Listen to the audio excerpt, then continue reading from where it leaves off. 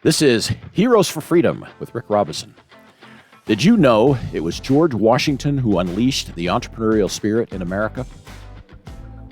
The arrogant and outmaneuvered British Army was being slaughtered right before his eyes. The French and their Indian allies, Potawatomi, Ottawa, Shawnee, Delaware, and Mingo, never took prisoners.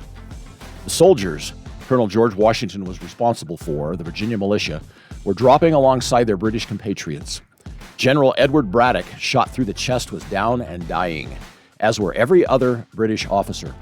Colonel Washington was young and inexperienced, but he could see that his Virginians, as well as the British enlisted men, desperately needed him now. Washington, just 22 years old, stood tall and lanky and was the largest target, in fact, on the field of battle. The overconfident British commander, General Braddock, had led his army, which included Washington's volunteer regiment of Virginia militia, into a French and Indian ambush near the Monongahela River in Pennsylvania. It was a sweltering, fly-infested day in July of 1755, early in the French and Indian War. The policy of the French and Indians was to brutally kill the enemy officers first, spreading fear and confusion in the ranks. As well, the Virginia militiamen had brought along women, camp followers, cooks, laundresses, nurses, wives, and girlfriends. Washington knew that the enemy warriors were promised these women by their French commanders. Though young and inexperienced as a soldier, this battle would shape the life and character of George Washington, perhaps more than any other single event. Unable to hit Washington with literally hundreds of shots fired directly at him from close range, and we've written about this extensively. In fact, he received divine protection that day, there's no doubt. Yet throughout that terrible night, his clothing was shot through multiple times, and 2 horses shot from under him.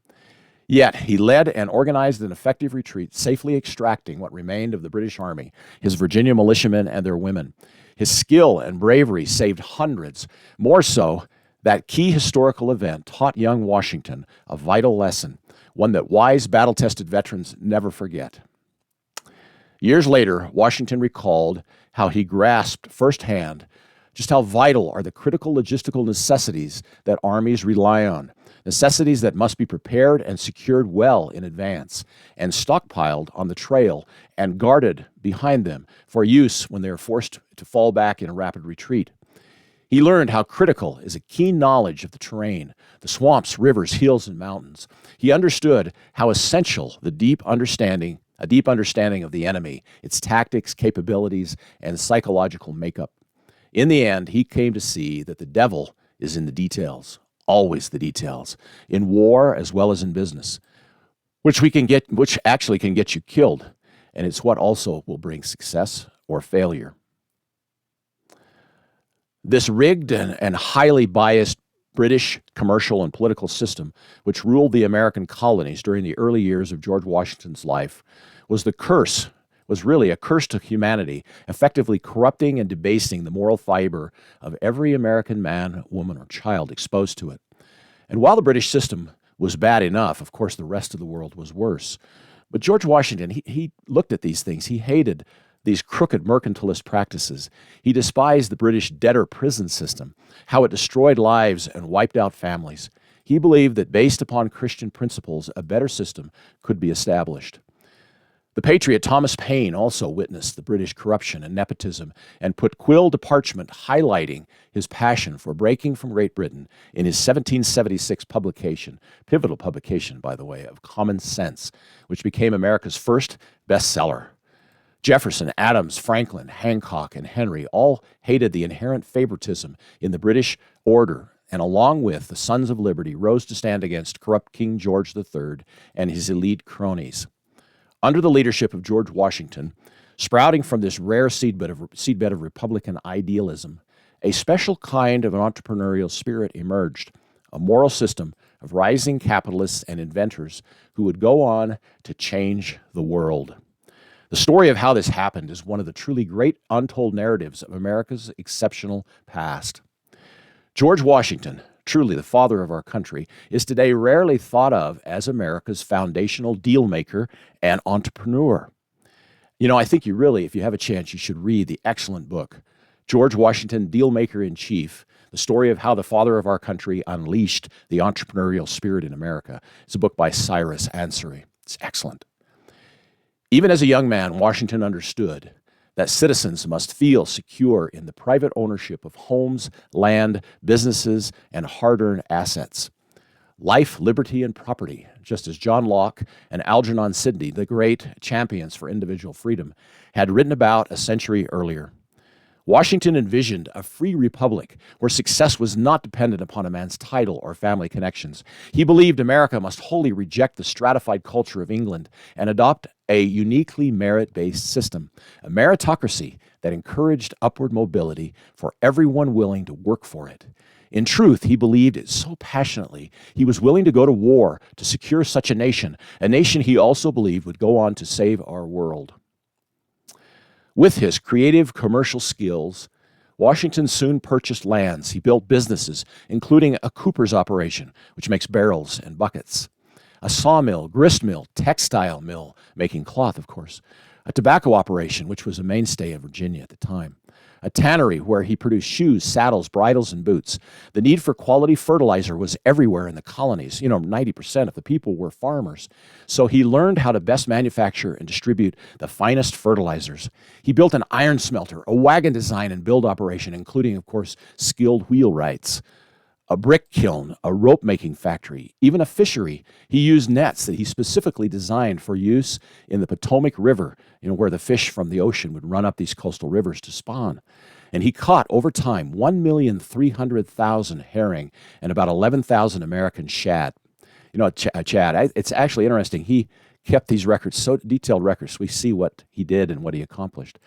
He barreled these fish in salt, and he built a schooner for shipping his catch abroad, which, of course, Britain's fishing companies and the fishing industry tried to restrict and then to stop him altogether. Washington hired many hundreds, carpenters, blacksmiths, masons, and weavers, providing an income that would support a small community of American families. These were large families, for the American colonies were growing rapidly with a lofty birth rate brought on by increasing prosperity. Washington built a commercial empire at Mount Vernon from a relatively tiny initial operation. It is likely that by the beginning of the Revolutionary War, Washington was the richest man in Virginia. He would need that wealth, for he, along with several other founders, would use their own personal monies to fund the horribly expensive war that lay ahead. As I've maintained for years, Washington was the classic American hero, not only the father of our country, but he would create that ensign to the nations, attracting from abroad some of the most talented, faith-driven, and inherently courageous men and women ever to walk the earth.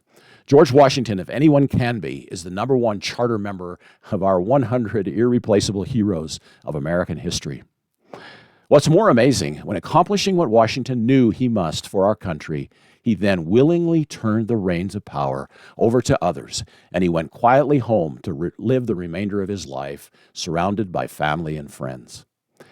It's amazing. His willing and joyful surrender of enormous power prompted King George III of England to say, quote, "He is the greatest man in the world."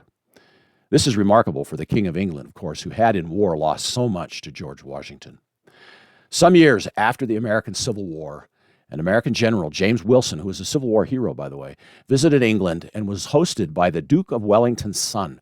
Recall that the Duke of Wellington, the Iron Duke, was the military commander genius who defeated Napoleon at the Battle of Waterloo. While standing in his magnificent Stratfield Say house, which was owned by the Duke, and this was perhaps the largest and most magnificent estate in England at the time, General Wilson noticed a large painting of President George Washington displayed in the main drawing room. Seeing the painting was prominently displayed and hanging there in this great British Field Marshal's estate, to General Wilson this seemed way out of place. So Wilson had to ask. He said, "I am pleasantly surprised to see our great commander-in-chief's portrait so prominently displayed," he said to the Duke of Wellington's son. The Duke of Wellington had passed on by then. The Duke of Wellington's son explained, "It was placed there by my father, who esteemed Washington as the purest and noblest character of modern times, possibly of all time," unquote. Can the influence of just one man or woman change the course of history and help rescue a nation and a world in distress? Hopefully by now, that answer is crystal clear to you. But more importantly, I hope that you might more effectively articulate to others what this matchless American entrepreneur-in-chief accomplished and why his life of service and sacrifice not only helped birth this great nation, but more so by extension helped rescue our world today. The purest and noblest character of modern times, perhaps of all time. I have to agree with the Iron Duke. George Washington was one of the absolutely irreplaceable American heroes and perhaps the most important entrepreneur this country has ever produced. I'm Rick Robison, and this is Heroes for Freedom.